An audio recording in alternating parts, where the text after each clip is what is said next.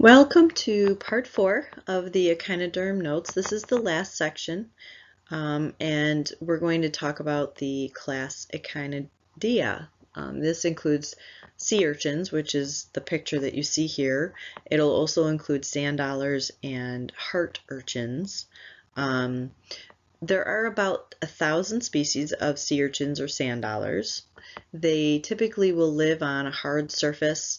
This sand dollars will live in the sand and kind of bury themselves a little bit. But these guys don't have arms like sea stars do. They have spines instead that will help them for obviously protection. They do have venom that they can produce from these spines.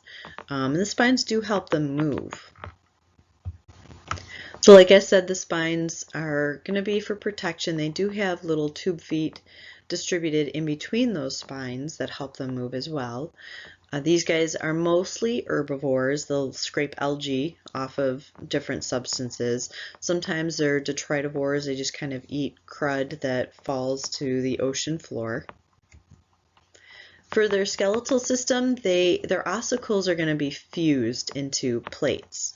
And they have more of a rounded body shape.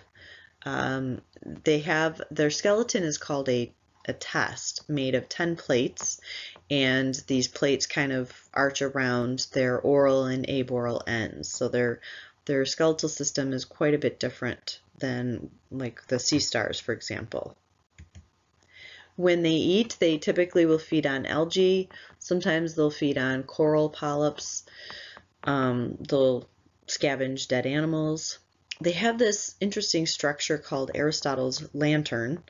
I don't know, somebody must have said, hey, that looks like the lantern Aristotle used to carry around. I don't know where they come up with some of these names, but it's a neat shape. You'll see one in a few slides what it looks like. But it's used to help them eat and chew. They do have hard plates and muscles inside their mouth. They have these calcareous teeth that help them scrape algae. And they do have a large coelom, so they can take in their nutrients and circulate fluids and distribute everything that their bodies need. This just a side view of what the inside of them looks like. You can see a side view of the Aristotle's lantern, but you'll see a dissected one in a few slides, and it's got a neat look to it. For reproduction, they are dioecious. They have external fertilization. They have a different kind of larva, a Echinodermata larva that swims around until it changes into an adult.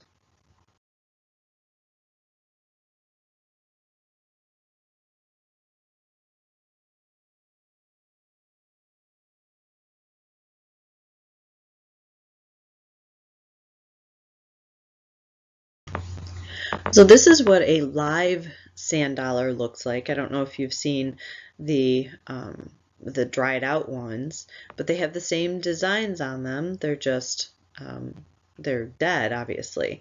And I don't know if you've ever broken open a sand dollar, but they look like little doves inside, but those are actually part of their skeletal system that you're pulling out when you break them open.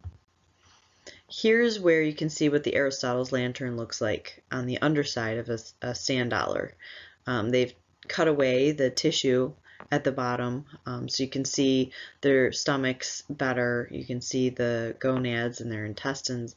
This isn't very well defined, but I just thought it would be neat for you to see that Aristotle's lantern.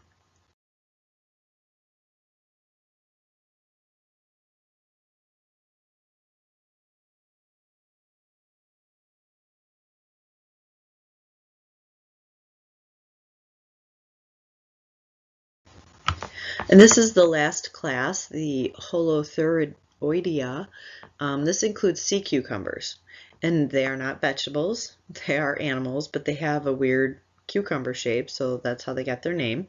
There are about 1,150 species of them. They can range from 10 to 30 centimeters in length. So 30 centimeters is the length of one of the rulers, normal size rulers we have in class. They are elongated, they don't have arms, their body is soft, and they don't really have ossicles. Some countries eat them as a food source. For movement, they have longitudinal and circular or circulatory muscles, and they kind of just wiggle. They don't really move gracefully, they just kind of wiggle along. For eating, they have these oral tentacles that help trap plankton and grab organic matter that might be floating around. They use respiratory trees in their guts to exchange gases, and they technically breathe through their anus. That's where the gases are kind of being exchanged. And then they do have other tubes in their bodies that remove the nitrogen wastes from their cellular metabolism.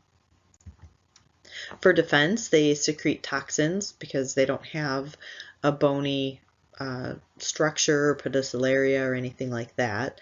Sometimes they can evert their respiratory tree and secrete a thick, sticky mucus that entangles the predator, and that will get them to safety while the predator is trying to detangle themselves.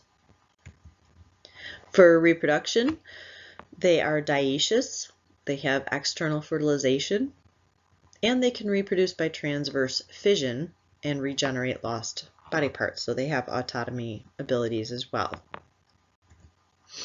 Here's a diagram of what their internal structure looks like.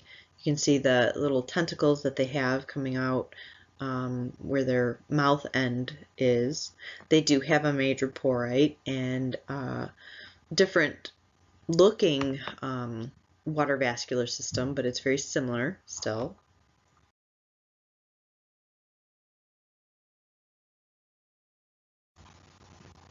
This brings us to the end of our echinoderm notes.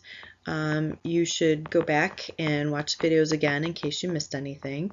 And then you should be taking the quizzes that are put in Schoology for you for these notes as well.